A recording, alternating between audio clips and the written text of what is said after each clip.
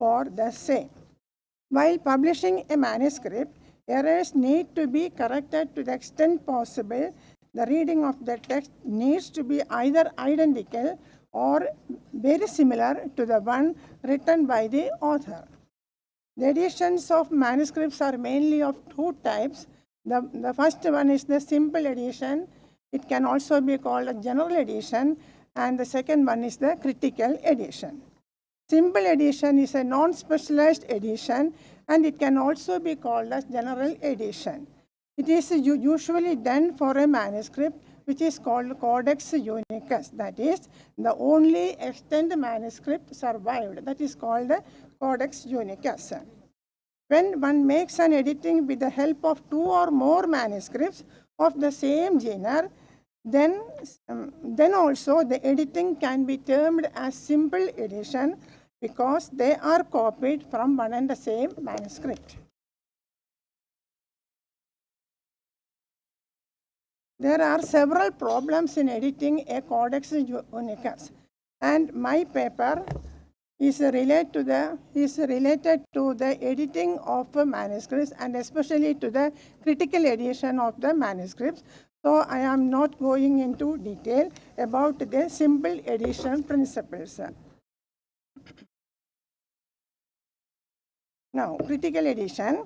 The ideal way of editing manuscripts is by applying the principles of critical edition. Critical edition of a work is done by utilizing all the available manuscripts of that work.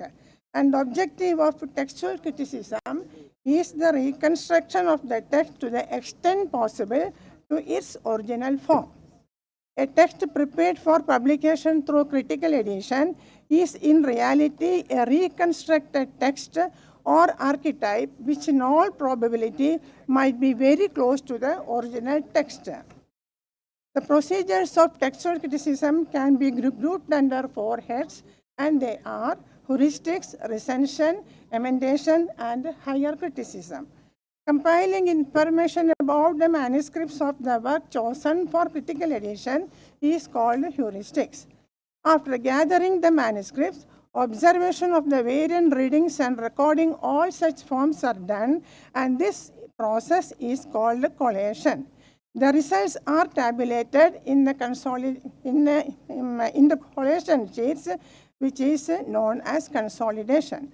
Both collation and consolidation come under the first set, that is heuristics.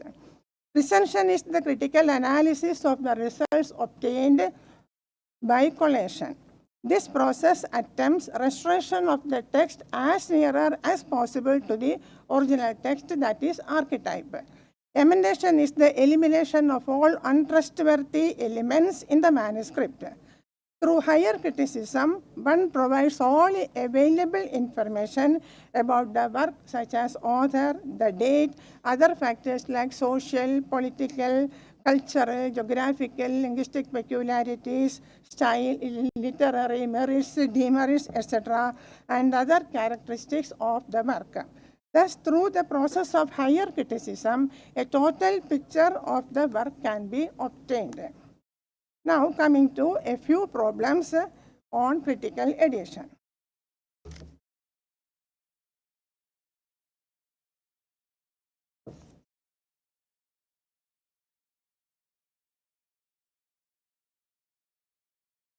From the experience of editing Sanskrit manuscripts written in Malayalam, Grantha, Nandinagari, and Devanagari scripts, and also from reading such manuscripts for research purposes, a few observations on the problems of critical edition encountered while editing manuscripts are enlisted here, and I will explain it one by one. Number one is the metathesis. Metathesis is the change in the position of letters. It can be due to the influence of a linguistic change affected to certain words or due to an error of the scribe. For example, the words Marakata and Marataka. The Marataka and Marakata, the same word is used in the sense of gem in examples like Marakata Mani, Marakata Stambham, like that. And there is no change in meaning also with these words. Panini himself in Ashtadhyayi under the Sutra Navahuvri house, gives the examples Tvatka Pitrakaha and Matka Pitrakaha. But most of the post-Pandinian authors and even by Kashika, they use the term as Tvakat Pitrakaha and Makat Pitrakaha. In all these examples, there is no change in meaning. But in certain instances, there may be the meaning may be gets changed. For example, the forms parinamam, parimanam, pranamam, pramanam, etc. The meaning is changed. Then another difficulty is the orthographic errors. Errors due to orthographic pattern of writing are common in Sanskrit manuscripts, and especially it is very common written in Malayalam manuscript. For example, the corresponding short and long varieties of A and O. The non-distinction of duration of the above two vowels create problems for an editor. For example, though this does not create any difficulty with regard to Sanskrit words, problems do arise when a regional or personal name having short A or short O is used in the text. For example, in the proper noun Chandrashekhar and in the word Chera, it is the name of a dynasty. Here both are written in the same way, short way of writing it. Then in most cases, the words in regional languages in Malayalam scripts are used by translating them into Sanskrit. It is a common pattern. For example, Melpattur Harayana Bhattacharya in his grammatical treatise Prakriya Sarvasam reads his the word Melpattur as Upari Nava Grama. Mel means Upari, Nava Pudu, Ur means village. So in all his work, that is in Sripada Saptashadi, in Narayaniya, in Prakriya Sarvasva, everywhere, instead of the word Melpattur, he writes Uparinava Grama. Then another peculiar feature of works written in Malayalam script is that long vowels E and A are always written as short. See, in Sanskrit, we write Malini, Shalini, Sita, Mata, Kanyaka, etc. But in Malayalam, they are always short. Malini, Sita, Gita, Yamini, like that. Then phonetic changes. All languages undergo phonetic changes in the course of their development. In a manuscript, we can see both the changed and unchanged sounds. An editor should not regularize such variant forms since they represent the history of the development of that language. For example, in the manuscript Gita Govinda is always written in Sanskrit as Gita Govinda, but in Malayalam it is written as Gita Govinda. And in the same manuscript we can see the reading Chandanam for Chandanam. Chandanam is there. And in another manuscript, Madanadi Nikandu, it is an Ayurvedic manuscript. In it, instead of Pudikashtam, they read Pudikashtam, like that. Then instead of Devadaru, Devataru is written. But in all these examples, no change in meaning. But in certain cases, the incorrect pronunciation of a word may affect its writing and also the meaning it represents in examples like Dridhatanuhu, Dridhadhanuhu. There the meaning changes. And in Ashtadhyayi also, we can see such examples because under the Sutra, Pu Sarvayor Darisahoho, in Ashtadhyayi, Panini uses the word Bhagandharaha. And he explains the word as Bhagam Dharayadi iti Bhagandharaha. But in Kashika is a commentary on Ashtadhyayi, and in it the joint authors of Kashika give the example Bhagandhara. And he says Bhagandhara, Bhagandharo Vyadhi, like that. Here the word Bhagandhara stands for a roga. That is a fistula in the anus is the name of the roga, whereas in Ashtadhyayi it is Bhagandhara. And Bhagam is, the meaning of Bhagam is wealth. And in some another manuscript, see, it is a historical manuscript called Ramabhyudayam. in every places, a sporadic fluctuation of va and ba can be seen. Varangi, Varangi, Bali, Bali, instead of Mandodari, Mandodari is there. Like that, there are so many changes. Hence, it may be noted that in most of the Ramayana manuscripts also, such types of free variation we can see. And it will create some problems while editing or understanding the text. Then similarity of letters. Some letters exhibit close resemblance in their shape, and these similar letters will create confusion in the minds of editors.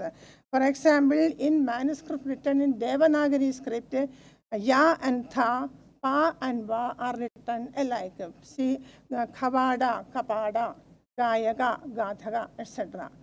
And sometimes there may not be change in the meaning. For example, kapada and kavada, no change in meaning. But in certain instances, it will create a problem when the meaning gets changed. And in Sanskrit manuscript written in Malayalam script also, this type of difficulty comes. For example, the similar shape in pa and va, and na, ta and na, bha and da, in examples like param, varam, danam, bhanam, then navam, nakham, etc. And such problems can be seen in Grantha characters also, because in Grantha script, va and kha are written alike. So it is not easy to distinguish whether it is navam or it is nakham. We have to depend upon the meaning or the context. Then only we can correctly identify the word. And then another problem is the writing convention and pattern of writing. In Sanskrit manuscripts written in Malayalam and Grantha characters, Praslesha symbol is not found. That is one problem. And while editing, we have to put it our own. Then nasals occurring after R in most cases are written with gemination in Malayalam. For example, karmam, marmam, nirnimesham, etc. The letters are geminated. And when in Sanskrit, the word is Chandrakala, Chandrakala, but in Malayalam, they will write as Chandrakala. So, gemination is a common factor. Then, editing Sanskrit works with commentaries also creates some problems. Usually, the commentaries are three types: Dipadi style, Tripadi style, and Panchapadi style. In the Dipadi style, if few lines are written in the manuscript dealing with the Moola Grantha. And after it, we can see the Vyakhyana without any comment like Vya or something like that. They will simply write the Vyakhyana under the Moola Grantha. It is the Dipadi style of writing.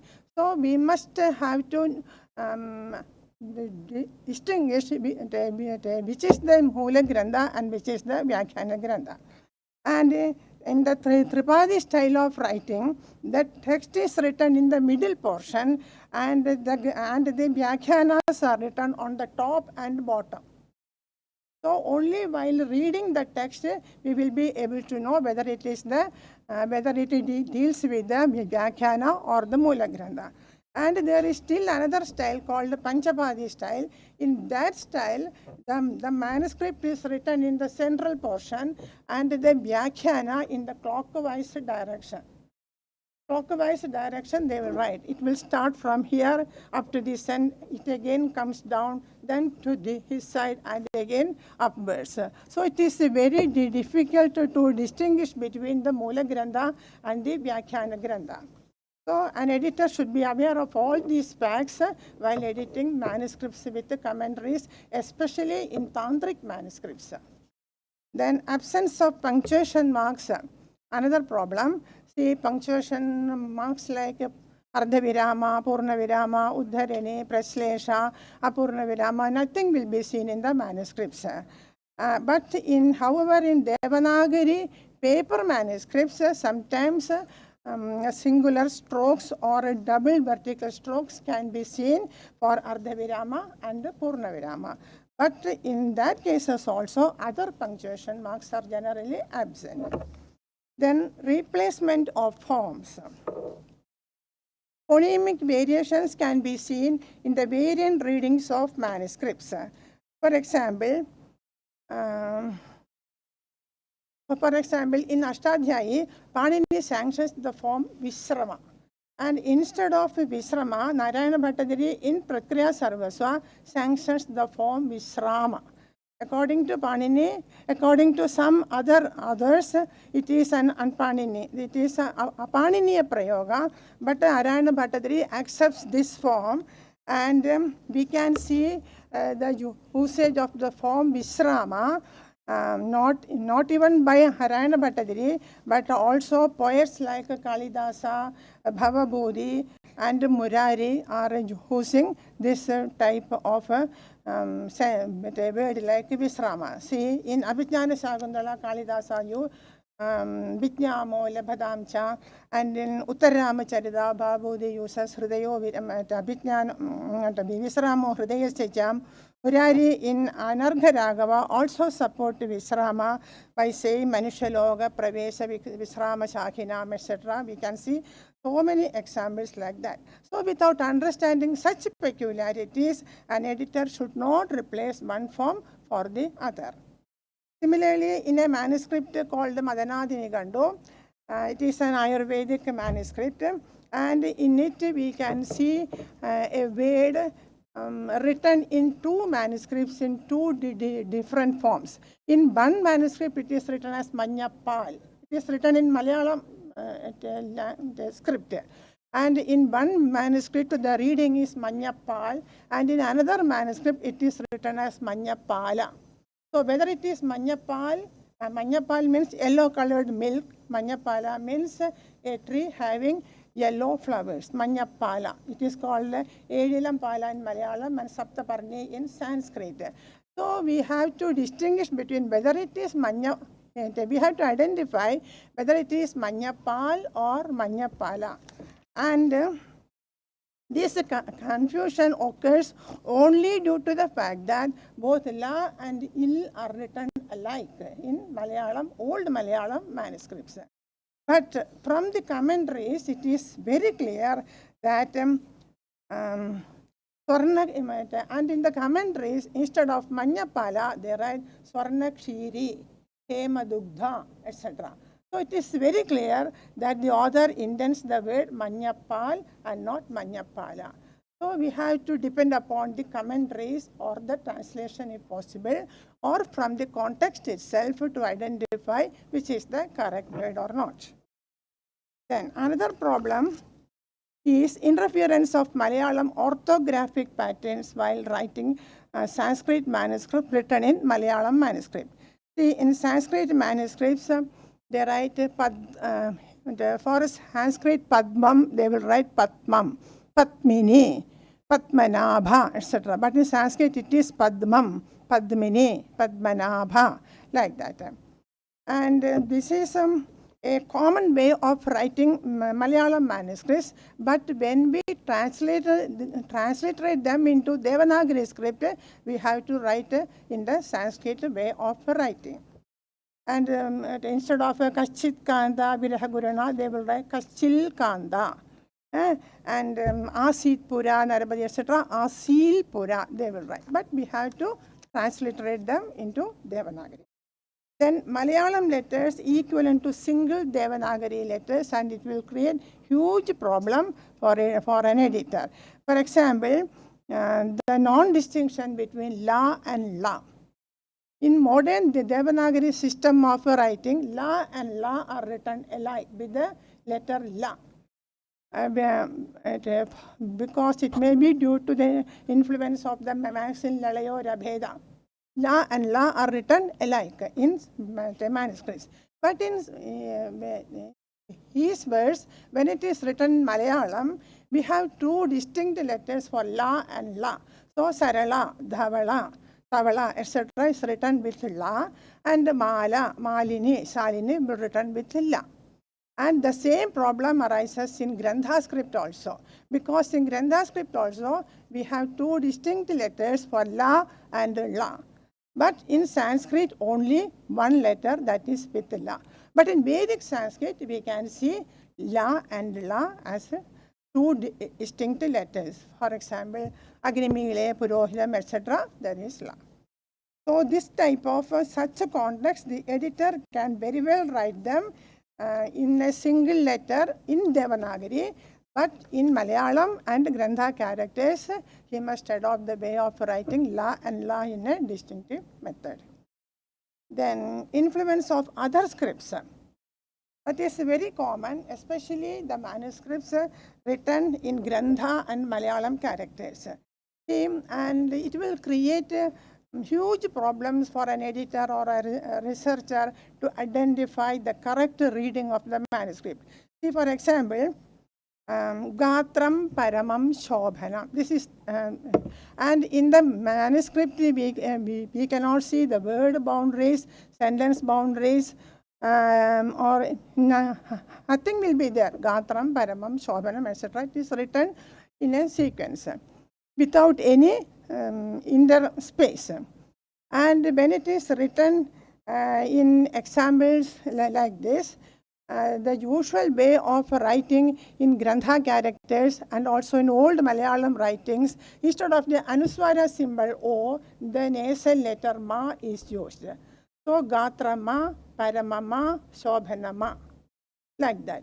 And we have to identify which Ma stands for the Anuswara and which Ma stands for the nasal word. So, we can also read this Vakya as Gatram Paramam Shobhanam or Gatram Paramam Ashobhanam. Like that we can read. But then the meaning changes. If it is Gatram Paramam Shobhanam, the body is very beautiful. Okay. If it is Gatram Paramam Ashobhanam, just opposite the meaning comes. And we must know which Ma stands for the Anuswara symbol, which Ma stands as the nasal Ma. Otherwise, he will create some problems while editing the text. Then, and this is due to the influence of Bhattadithu script. Because in Bhattadithu script, everywhere, the Anuswara symbol is used with the nasal letter Ma only. Like that. See, for Parama, they will write Parama. For Param also, they will write Parama. Like that. So, if it is Parama or it is Param. And then another example, Karayama, Karayama, Ma, with the letter Ma, Karayam, with the Anuswara letter. Both words are written alike. And in all these examples, the meaning changes. Karayama, Karayam, Param, Parama, the meaning gets changed. And another peculiarity is that for writing Sanskrit words in Malayalam script, instead of the Malayalam E, that is the subsidiary symbol elongated E, will be written with the Grantha letter E. The Grantha letter E, they will write it.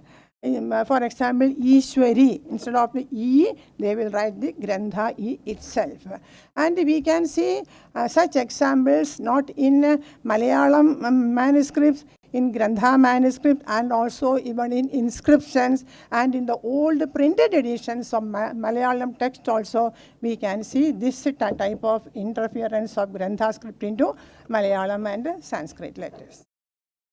Then words having different meanings, that will also create some problems, and it is highly difficult for the editor to arrive at a conclusion regarding the exact meaning of the word, because the lexical items having divergent meanings are very often in Sanskrit manuscripts written in Malayalam and Grantha characters. And also in the grammatical treatises also we can see such examples. For example, the word dhurta. The word dhurta, according to the authors of Kashika, means dhurto atra dhiman. He has placed the word in Kashika, dhurto atra dhiman. That is, dhurta means an intelligent person. And it is not the meaning of food. It is dhurto atra dhiman. And they cite examples Kadadhurta and Vipradhurta. That is a man efficient in Kada branch of Yajurveda or a learned Brahmin, etc. Kadadhurta, Vipradhurta, and also Dhurta Swamy. In that example, also Dhurta Swamy is the author of the famous work Abhastamba Srauda Sutra Bhashya. Here also the word meaning is a very learned person. But when the word compounded with a word denoting a class, it means a cheat or rogue, like that. So in Dhurta Jadi, so one must be aware of these facts while editing a text. If the editor is not well aware of this fact, he may commit mistakes in understanding the meaning and also in editing the text. Then deletion of letters or symbols, that is another problem. In certain instances, a scribe may even delete a particular symbol or a letter from the text while copying the text. And this deletion can either be intentionally done by the scribe thinking that the word may be an error or maybe a writing error itself. See, for example, 3 words, bharyaha, bharyaha, and bharya. All these 3 words are correct according to grammar. When the symbol of visarga is dropped from the word by an editor, bharya, it becomes bharya only. Bharya means patni or wife. But the word bharyaha indicates kshatriya. And the word bharyaha means a group of kshatriyas. So we should not remove either a symbol or a visarga or something like that from the word without correctly understanding the meaning of the word, thinking that it is an error. Hence, if a scribe deletes the subsidiary symbol for a or visarga from bharyaha, the meaning itself gets changed. Then another thing is additional lapse. Sometimes a scribe, due to some lapse, does not mark some subsidiary symbols. For example, in the example Shivam, if the subsidiary symbol for E is lost, the word itself gets changed to, instead of Shivam, it will be Shavam, and it will create difficulty while in the example as Satyam Shivam Sundaram, the word itself changes to Satyam Shivam Sundaram, like that. So intentionally or unintentionally, we should not remove even a visarga or a symbol or a subsidiary symbol from a word while editing. We must be very vigilant in these times. Then modification of words. A scribe or an editor may even modify the words, sometimes to show his scholarship or sometimes without knowing the exact meaning of the word. For example, the modification of words samrambham. For samrambham, some scribes may write samarambham or prarambham, like that. No problem, there is no change in the meaning. But when he see yakshini instead for yakshi, sometimes he may change it to yakshi, thinking that yakshini may be an error. But it is not error. Yakshini is also right, is also a correct word, because we can explain the word as yaksharupam asya asti iti yakshini. So yakshini is also correct, yakshi is also correct. Without knowing the exact meaning of the word, he should not change the form. But in examples like prabhava, prabhava, vibhava, vibhava, there are changes in the meaning from prabhava and prabhava, vibhava and vibhava. But we must know the context also without changing the words. Then distinguishing technical and non-technical usages. While editing text in technical subjects, especially in Ayurveda texts, in astronomical and astrological texts, they may use some technique and some words having technical meaning. I will show you 1 or 2 examples from Ayurveda. Ayurveda, the word dvija, the meaning, the usual meaning for the word dvija is Brahmin, because twice born is a dvija. So dvija means a Brahmin. But in Ayurveda, the word dvija stands for tooth. Dvija, because tooth is also twice born. First is the temporary tooth, that is the milk tooth, and then the permanent tooth. So Dvija is used in the sense of tooth in the Ayurveda, not in the sense of Brahmin. So Dvija Samrakshana means Danda Samrakshana, like that. So the meaning gets changed. And another example is sannyasa. The word sannyasa in Ayurveda means the name of a disease.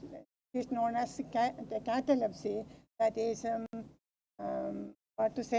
coma stage of a patient. It is known as sannyasa. Samnyasade, it is sannyasa. And in the usual sense, sannyasa means renunciation of all birthly pleasures. It is also sannyasa, but in Ayurveda, it is the name of a disease called sannyasa, that is catalepsy. And bhavana also. In bhavana, when we hear the word bhavana, we think about the Kavi bhavana or the imagination of a poet. But in Ayurveda, bhavana is a type of pharmaceutical process of making ingredients of the Ayurvedic medicines. So these are the technical meanings. Without knowing the exact technical meaning of a word, we should not modify or something in the manuscript. Then problems with regard to symbols also. This will also create problems in Sanskrit manuscripts written in both Grantha and Malayalam characters. For example, in the manuscript of Gita Govinda, instead of the reading Jaya Jaya Jagadisha Hare, in the Malayalam manuscript, they will write Jaya Inna Jagadisha Hare. Instead of Jaya Jaya, instead of the repetition, they use the letter written in Malayalam as Inna. And that Inna stands for the numeral 2. According to the Nandanyadi system of numerical denotation, that Inna stands for the number 2. So while seeing Jaya Inna Jagadisha Hare, we have to read it Jaya Jaya Jagadisha Hare. Jayadi Jayadi Vanamali. They will write Jaya Na Vanamali. That means Jayadi Jayadi Vanamali. And in the Ramayana manuscript, it is very often to see the example Rama Nya Pahimam. Nya stands for number 3 there. So Rama Rama Rama Pahima is the correct reading. And without knowing this type of writing systems, he will create some he may meet some difficulty. And here these 3 Ramas stands for 3 different Ramas. The first Rama stands for Sri Rama, the second Balarama, and the third one is Parashurama. So we have to think about all these things. And it is a typical way of writing Malayalam manuscripts with the Sanskrit language. Nandanyashkaradi system is commonly used not only in the text but also for indicating the folio numbers and even the date of the manuscripts also. The date of the manuscripts also, this type of systems we can see. Then techniques of year reckoning. Techniques of year reckoning, different methods are used in manuscripts for year reckoning and for indicating numerals or for calculating the Grantha Sankhya or for calculating the date of the manuscript, etc. Several types of methods are used like Katapayadi, Kachatapayadi, Nandanyadi, Aksharapalli, Ankapalli, Vyanjanakshara Paddhati, Mala Sankhya, etc. There are different types of numerical denotations and of that manuscript in the Katapayadi system. So there are so many techniques for indicating the date of the manuscript. At the first sight, we may think that the date is and the manuscript is an undated one, but it is not an undated manuscript. It is a dated manuscript, and there are some clues given in the manuscript for understanding the date of the manuscript. And then another one is semantic change. For example, the word Deva. Deva, a much revered term during the period of Buddhist dominance, has subsequently become a derogatory term having the meaning Murkha. Deva Shabdo Murkhavaji, says Kashika, and he says Murkhanam cha priya Murkha eva bhav. This Deva Shabda is used in the sense of Murkha and not in the sense of a noble person. And the meaning of Vada. Vada, the usual meaning is wind, but according to Kashika, the meaning is yoga. Roge Jaya Mishyade, says Kashika. So it is a yoga. And another difficulty is the influence of loan words and regional usages in Malayalam. I will give only the examples. See, in Ashtadhyayi, Idu De Divijanam Pragriham, there is a sutra like that. And in that sutra, Kashika, while explaining the sutra, gives the example money. It is a Dravidian word used in the sense of gem. And in Malayalam, money is used in the sense of gem also and in the sense of bell also. Marataka money or money kausuvam, etc. The meaning is gem itself, but it can be used as Nagari money, etc. It is used in the sense of bell also. Neelakallai Vilasinam Ani kausuvam, it is used in the sense of gem. But Melpatur Narayana Bhattadari, in his famous Prakriya Sarvasva, uses the word in the sense of bell. Panatadi Gandavi, like that he states the meaning. Similarly, we can see the word, Dravidian word, Parpada, or the Malayalam word Pappadam.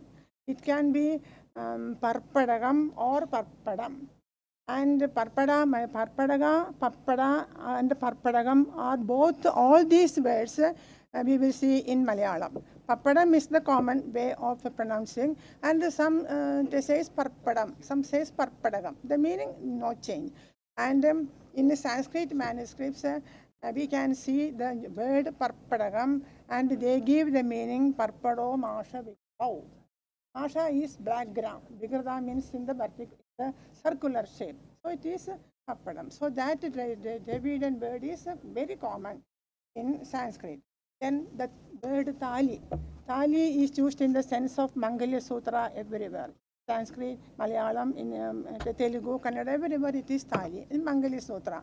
But in Malayalam, it is used in the sense of Mangalya Sutra and also the name of an ornament.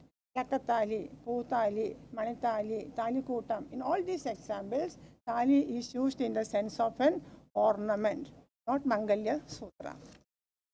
Like that. So these are some of my observations regarding the edition of Sanskrit manuscripts written in different scripts. Malayalam, Grantha, Nandinagari, and Devanagari.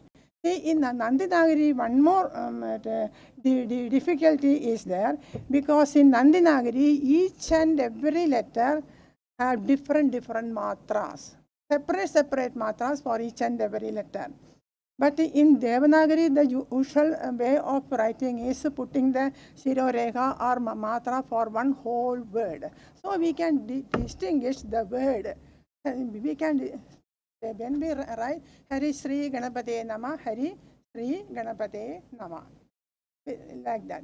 But if it is written in Nandinagari, Ha, Ri, Sri, Ga, Na, Pa, Ta, Ye, Na, Ma, with different matras.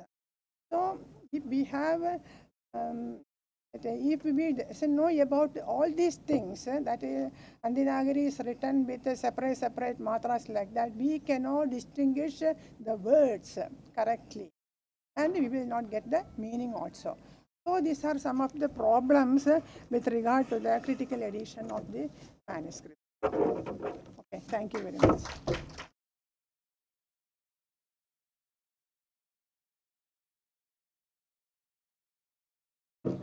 Madam, we are very much thankful for your thought-provoking ideas in relation to the critical edition of manuscripts and issues relating to the edition of manuscripts in Sanskrit manuscripts written in different scripts.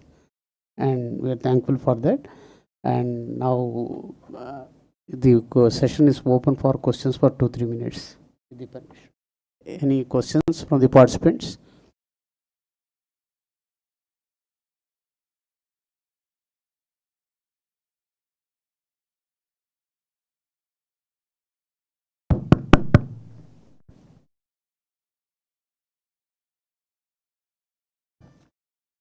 Thank you, ma'am. Very extensive and very informative this lecture. And Actually, I'll say this is a review only. You have whatever you have mentioned. These are the maximum the scribal errors are there mostly, and this should be it should know this editor what are the errors and what occurs are there in the manuscript. When he edits the manuscript one or two or whatever, he should first know the script and the origin of the manuscript, where it occurs from, means where the manuscript originated, who is the author from where, and then this transmitted copies where it is scattered. Then he can easily he can know this what type of errors are there. Then this ikaro, ukaro, whatever the errors and the letter expositions and the vernacular changes, the pronunciation, these are actually very little minor things are there. But when a editor takes these manuscripts, he should know all these things. But it is actually not a big error, or it is Siddhantika errors are not there. These are the very minimum errors are there. Everybody or every researcher should know first these type of errors. He should know this exactly. Otherwise, he cannot edit a manuscript. Otherwise, Siddhantika errors are different thing. When Siddhantika errors are there in the manuscript, he should know the language, he should know the content, and other things he should know. Otherwise, these are actually everybody they can easily they can find out these errors and they can do it. Otherwise, a researcher cannot take a manuscript. Very common things actually. Very nice things you have mentioned and shown them this. Thank you, ma'am.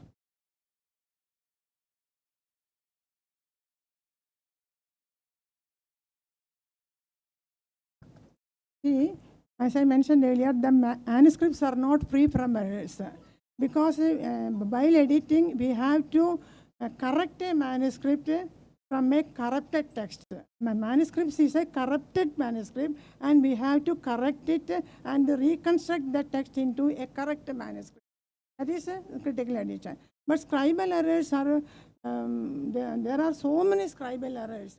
And the scribes even say, Yadrisham pustakam drishtva tadrisham lihidam maya. Yadi shuddham ashuddham va mama dosha. He says like that because he has, he doesn't know either meaning or the content. What he sees in a manuscript, he just simply copies the manuscript.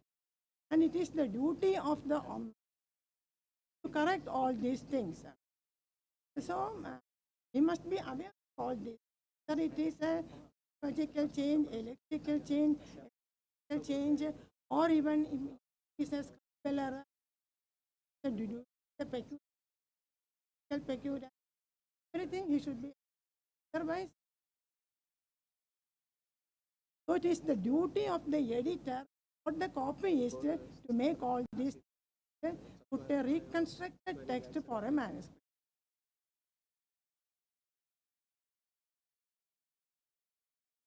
Hmm. Hmm. Hmm. Yeah. Hmm. Sometimes he may make intentionally the mistakes, sometimes without knowing the. Yeah. Hmm.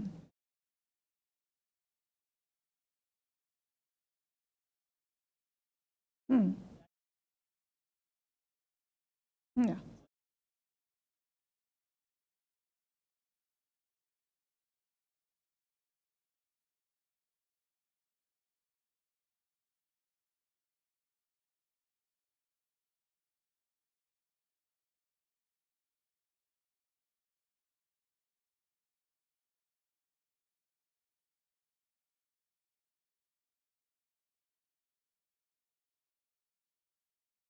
Yeah.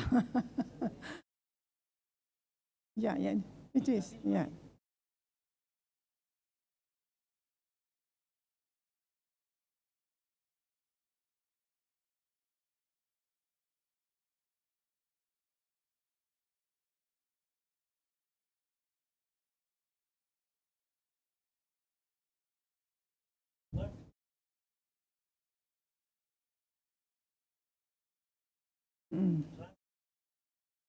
Means wrong. But if it is written by the author himself, the errors may be few. Yeah, maybe.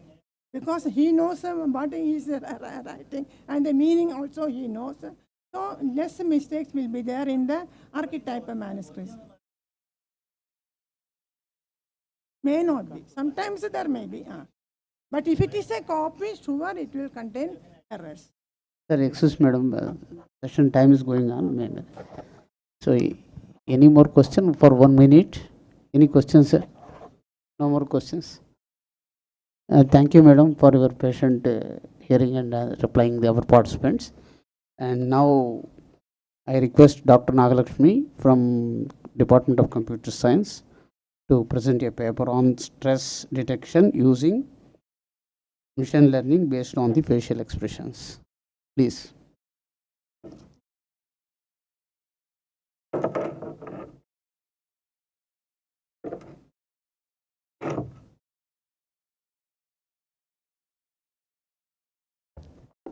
Respected dignitaries on the dais, today's keynote speaker, P.Visalakshy ma'am, and chairperson of today's session, Professor Chandrashekhar sir, and convener for the 3 days national seminar, Professor Suryanarayana sir, and other dignitaries on the dais, and esteemed professors of the dais, and my faculty members, and my dear students. Very good afternoon to everyone. Good afternoon to everyone. Thank you.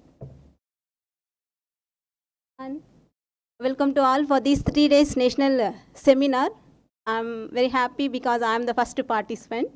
Thank you very much, sir, for providing me this opportunity. And I myself, Dr. Nagalakshmi, coming from Computer Science Department of our university. Thanks to everyone. And moving on to today's my topic. My topic is on stress detection using machine learning based on facial expressions. Here, 3 words are there. One is stress detection. First concept is stress detection. Another one is machine learning. And the third one is facial expressions. So by combining these 3 things, I'm going to discuss with you a few points related to how we can detect stress. So before moving on to the actual topic, let us move on to the actual theme of topic. And this stress detection comes under IKS. In the IKS, that is Indian Knowledge System. In Indian Knowledge System, the subtopic of health and well-being. That is the concept which given to us. So coming to stress detection, first let us know about what is a stress. Okay, so stress is one which casually occurs. So whenever sudden changes will be happening in our life, unexpected things happening, we have to take decisions unknowingly, so we don't know what we have to do. So in that moment, we feel stress. So this is about what is a stress. Stress is nothing but defined as state of worries which we are occurring. Either it may be mentally, otherwise physically, otherwise behaviorally also. Next. So let us go ahead with reasons of stress. So how the stress may be occurred. So the first one is facing big challenges. So already we are going ahead with our regular works. So suddenly if we want to face a challenge, then what we have to do? We have to think, we have to plan accordingly. So that is the first one. Another one is illness. So illness, if our body is, everything is perfect, then we can do everything. So something happened to our body physically, then we can't able to do anything, we can't able to sit, we can't able to think. So our body condition is most important. If our body is not surviving properly with us, then we can't do anything. That is also one reason for facing stress. And another important one is difficult relationship, facing difficulties relationship with our parents, etc. Especially as we are teachers, we have to face same stress with our students also. We are teaching something, you are thinking something, and in that positions also we have to make you concentrate, and we have to teach you properly, right? That is also one more stress. And next one is suddenly if you lose jobs, right? What happened? We don't know what next and what we have to do, right, for surviving. So that is, so these are the some of the reasons for stress. Okay. So this is the, sorry, this is the sample diagram which I am showing major causes for stress.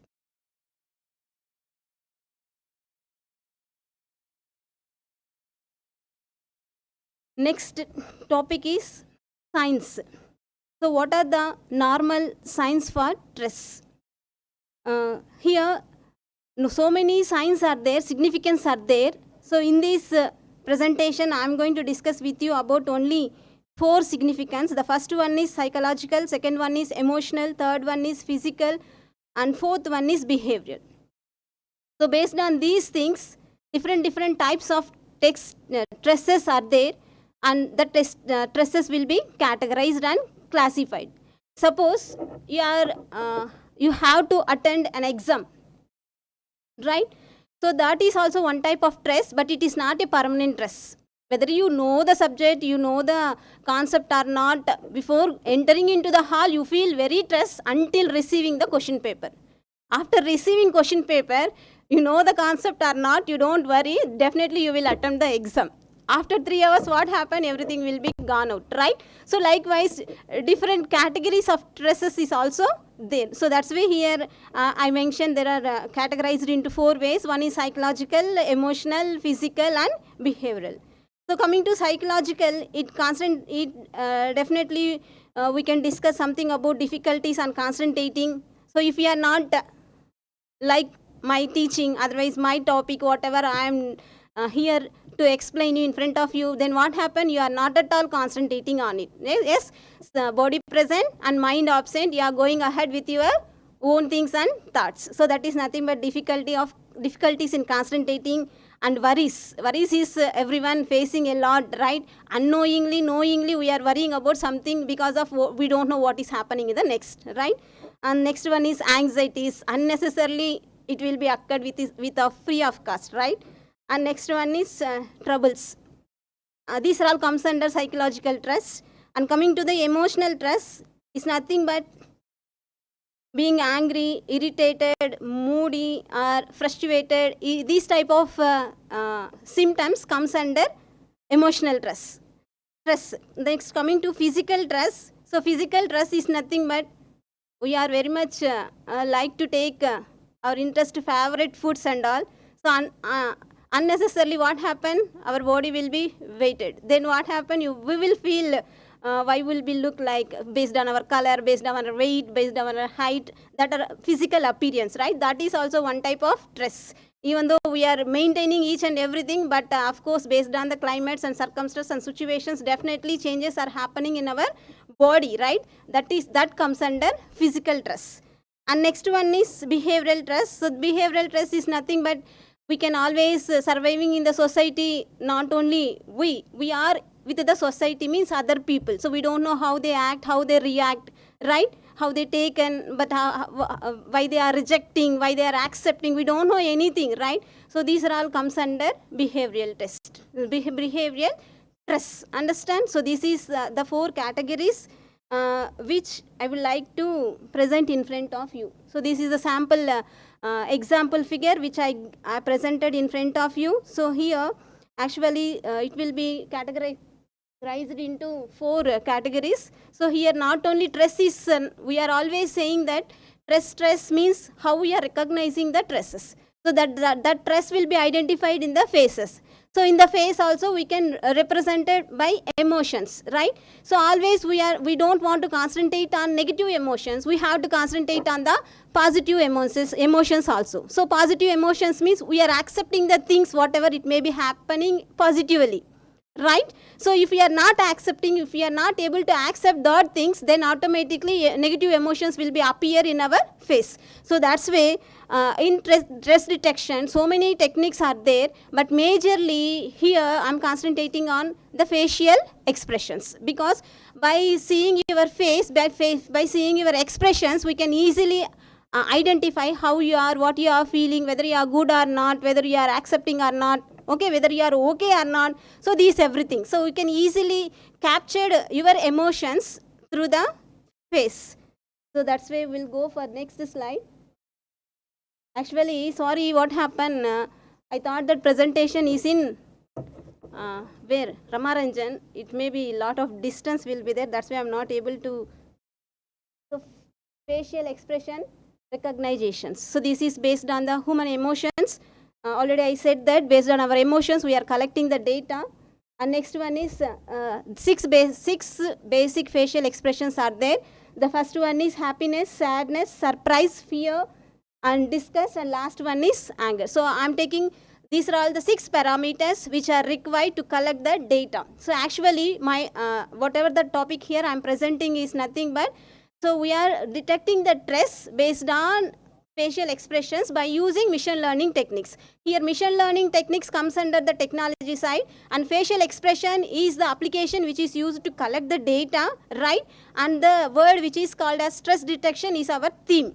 And this stress detection, stress comes under the traditional one, which is nothing but when we face the stress, then automatically we should have to concentrate on how to relieve the stress also. So these reliefs can be comes from doing the yoga and all. So these are all the next upcoming things what we have to concentrate in our future also, right? So these 6 parameters, whatever I said, comes under 5 elements which we are parts which we are concentrating on our face. So that is eyebrows, mouth, nose, and eyes. See here, this distance is most important. So these are normal distance. So when we are anger, what happen? Whether our eyes will be blowing, means size of the eyes will be increases, eyebrows will be large, and if we are smiling, the mouth will be enlarged, the sizes will be changes, lot of changes will be there. So depends upon the sizes, we can easily capture. So what is your emotion? Whether it is good or not. If the emotion is not good, then we can easily identify it is a negative feeling 5 minutes. So within that we can do the things, right? Yes, sir. So these are the some parameters I am describing about you, how you can gather data from your faces. Anger means how your lips, how your eyes, how your nose, and how your eyebrows. So these are all the parameters. By using these parameters, I can collect data from your face. For what purpose I am collecting the data? To recognize the stress. Understand? So these are all the different faces, images which I given. When it is stress, when we are facing stress, if it is happiness, how your face, if you are feeling sad, how your face, if you are feeling anger, how your face, right? So I am taking general common sample images. Now moving on to technology side. Up to now whatever I explained is only about the theme, right? So moving on to technology, how we can detect these stress by using technologies. So first one is image processing, artificial intelligence, machine learning, deep learning. So already previously I taken one orientation class, in that I clearly explained about artificial intelligence, machine learning, deep learning. So what is image processing? Through image processing we can capture the face. After capturing the face, some method, by using some methodologies, by using the distance calculations and all, we can take the data, right? And artificial intelligence acts as a smart mission. Okay, so here one more, I elaborated the things also. For image processing is nothing but collecting the data, the color images will be converted into grayscale, then only the background, everything will be in similar, then only easily we can detect the face from the image. In your camera also, mobiles also camera is there. If you capture, then what happened? The rectangular box is displaying into your face. That is nothing but detecting the objects. So these are all comes under image processing techniques. Got it? So that is input. Last 5 minutes, sir. And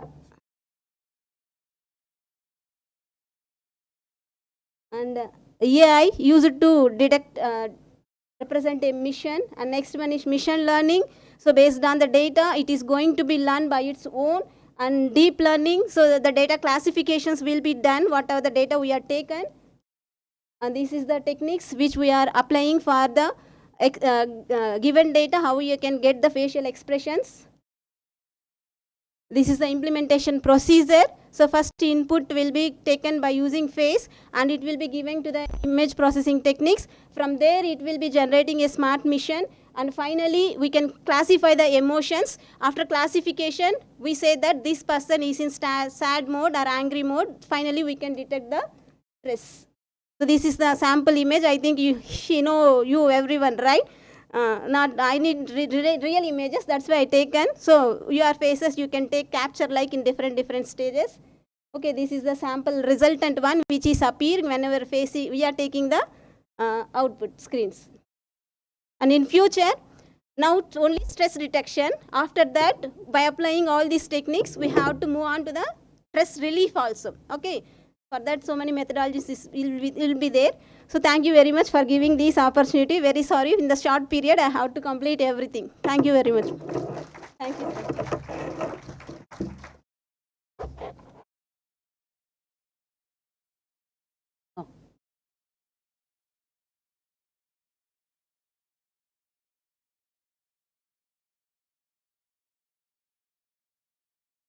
Yes, sir.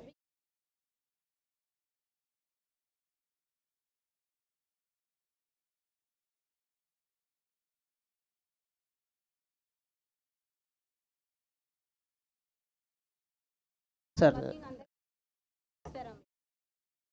Just one small question. Your paper has been presented under Indian knowledge systems. No? You just presented it's a computer. Okay. So if it is under Indian knowledge system, definitely what sir has told, because that component should be there. And I request you to look into that Natya Shastra also. And because all these abhinayas are there, they have explained all these different moods. And thank you.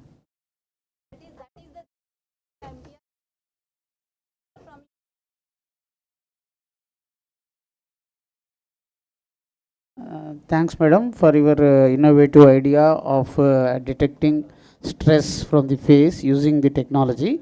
And so please note that suggestion also.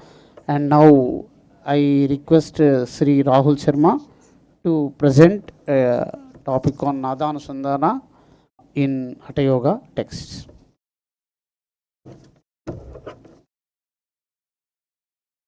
So within 5 minutes, I request him to cover all the time.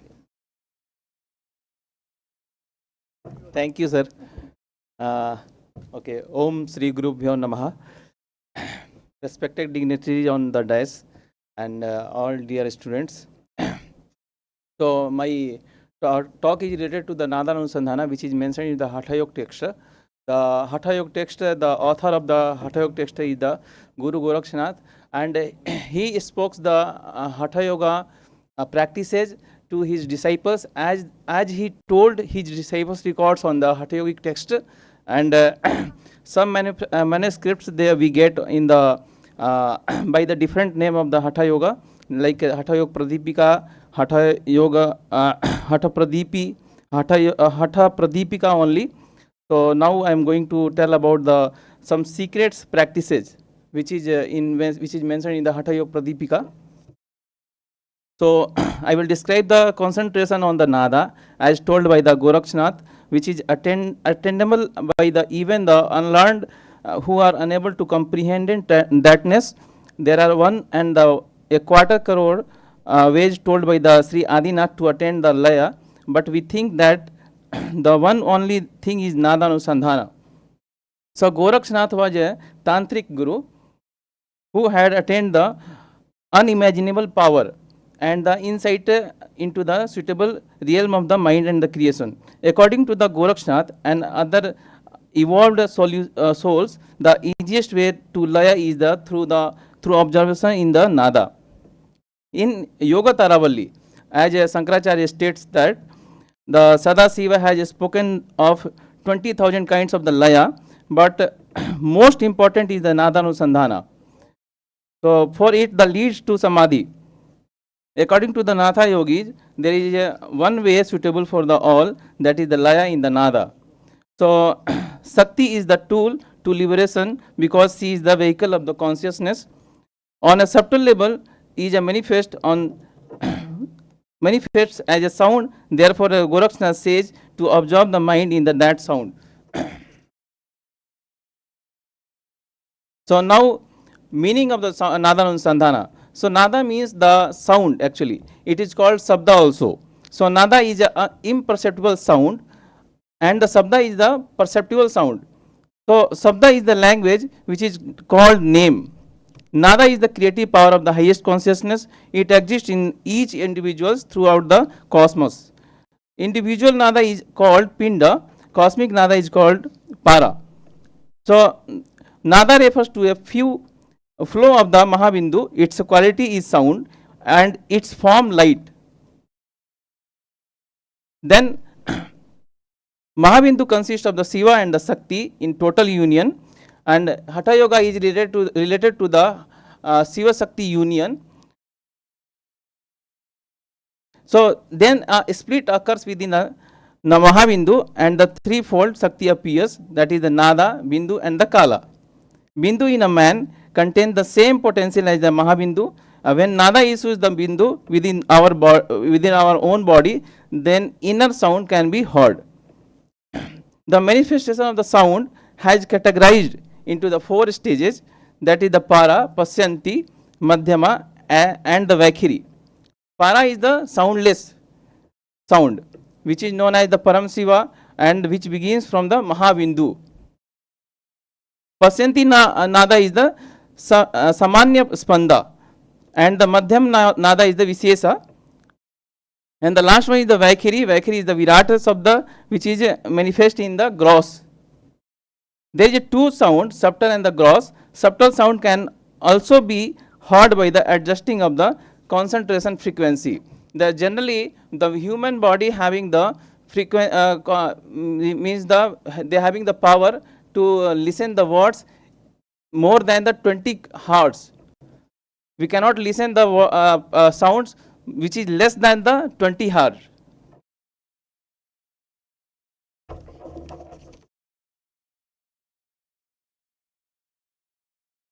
Okay. So now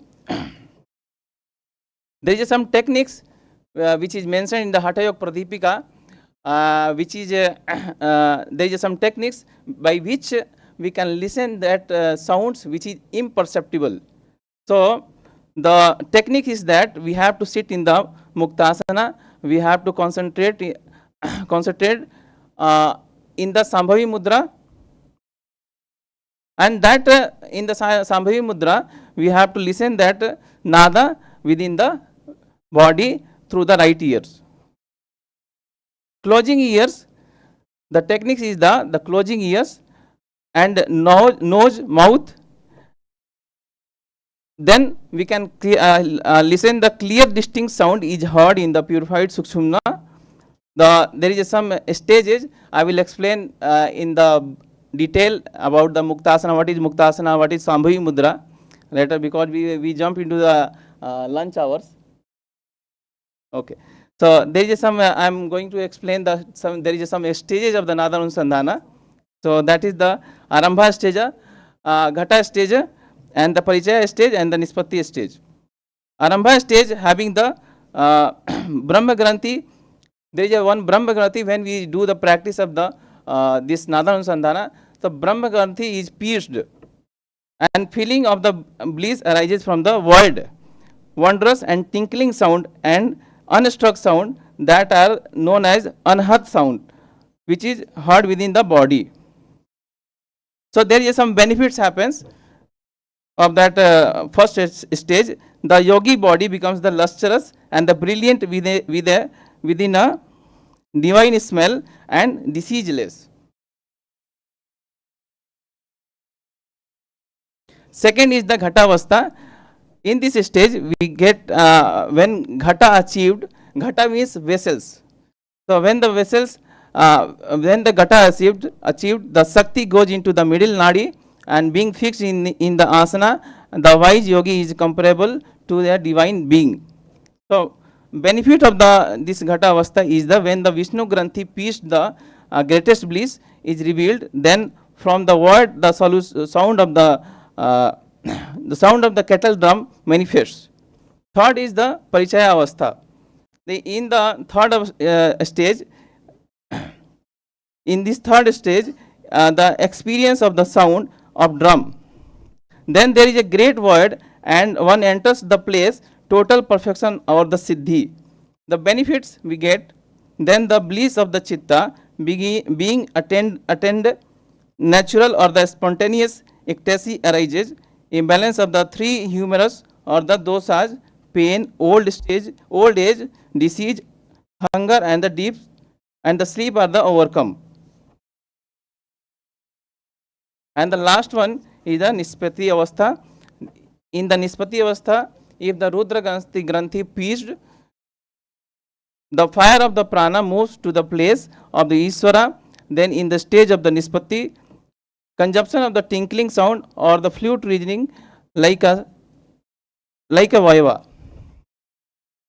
Okay, so in brief, I explained my that topic, and thank you very much for your patience. Thank you, sir. Thank you for this opportunity. Thank you, Rahul Sharma, for presenting a technique to listen to the imperceptible sound using the techniques available in the Hatha Yoga. It's a great topic, but unfortunately, your topic fell in the time of lunch hour and we missed it. But anyhow, we will give personal hearing to you, and I can request all participants if they are interested. Now, it is the time for the presidential remarks. Our Professor Korada Suryanarayana, a senior professor of Physics Department, and he is hereby requested to deliver presidential remarks, keeping lunch hour in view.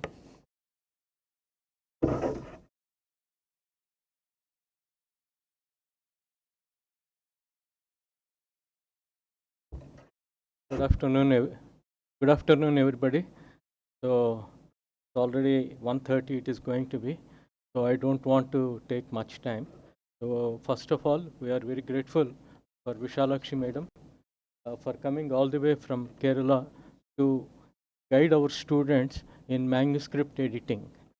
Excellent, one of the best papers I have heard so far on manuscriptology, because madam has given what could be the types of problems when you are editing a Sanskrit manuscript which is written in Malayalam and other scripts.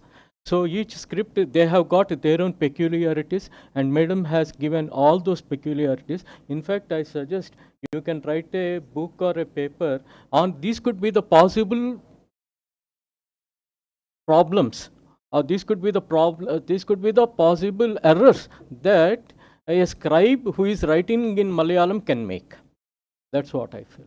So thanks a lot, madam, for your present with us and educating all our students here.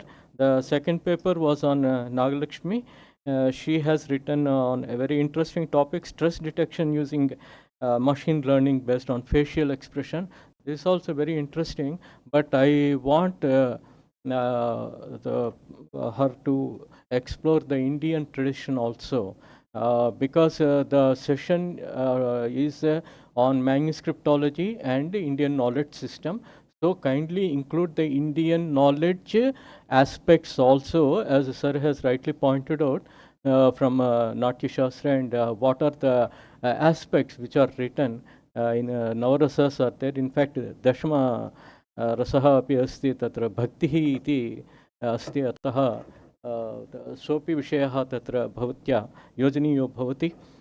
So this request, and Rahul Sharma from a yoga department, he has also very interesting topic, and as rightly told, it has fallen in the lunch hour. So I don't want to force our all, you see, I can see everybody when I will go for and have a lunch. So I will leave, Thanks a lot for all of you. Thanks once again.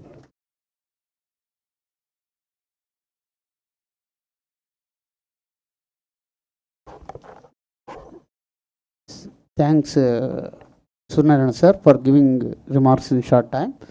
Now I may request felicitation to take, and I request Chairman Professor Korada Suryanarayana to felicitate Professor P.Visalakshy madam.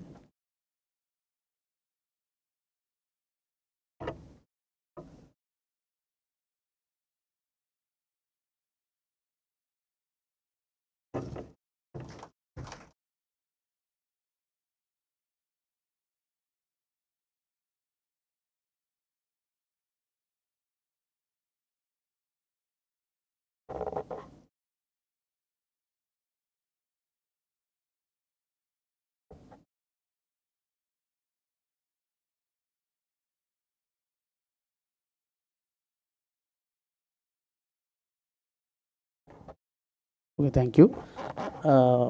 Professor Sivaramakrishna, head of the department, is hereby requested to felicitate our chairman of the session.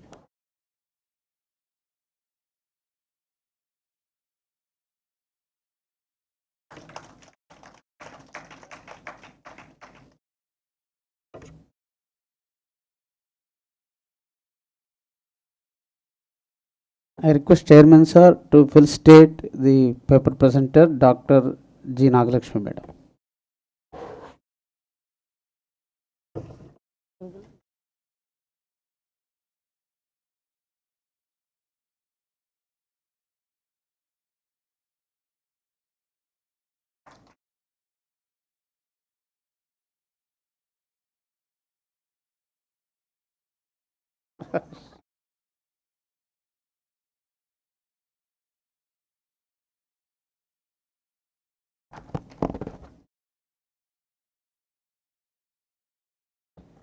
Sir, chairman sir, please felicitate our Rahul sir also for presenting the paper.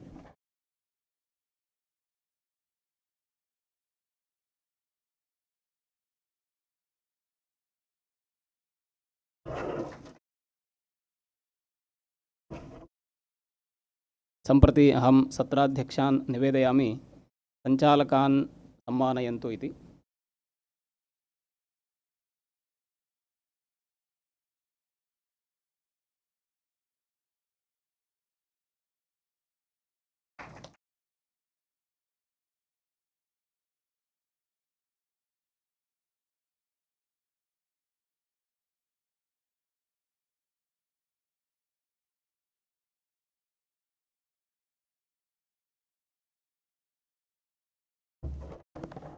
So, thank you, sir. Now I may request Tapan Ghadei to propose the vote of thanks in 2 minutes duration.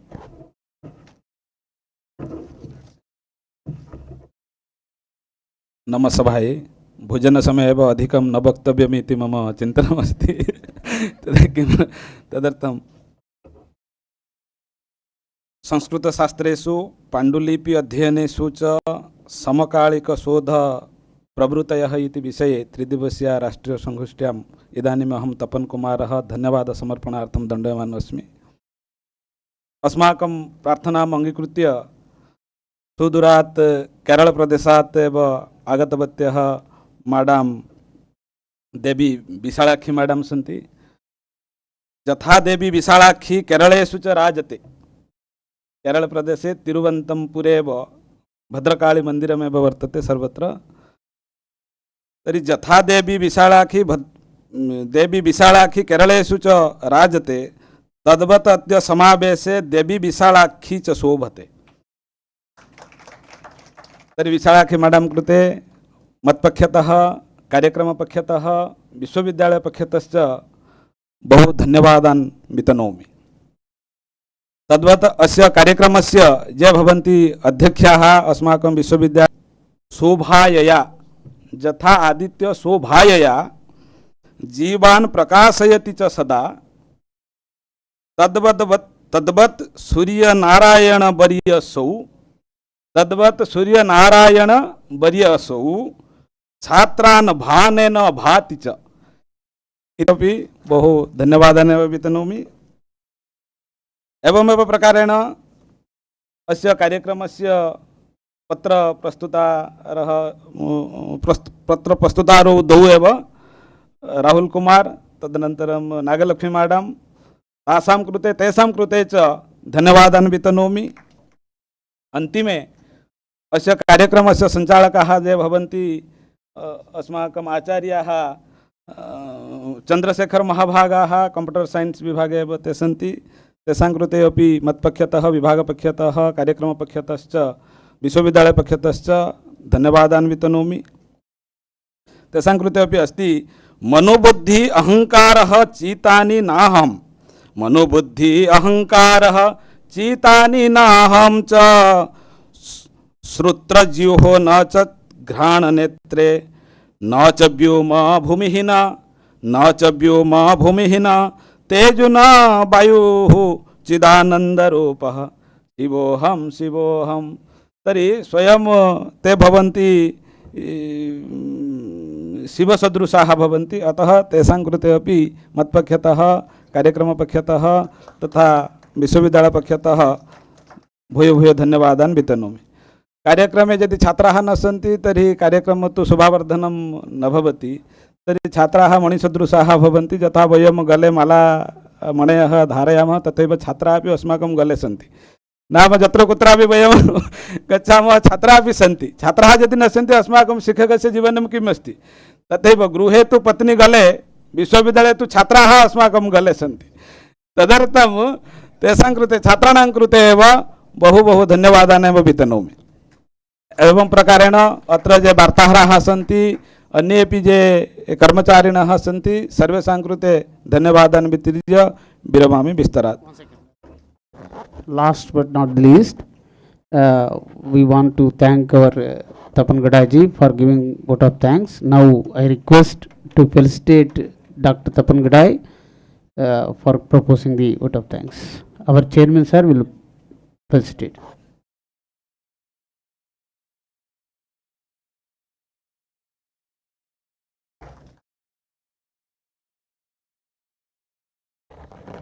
So all participants are requested to come after lunch at 2 o'clock.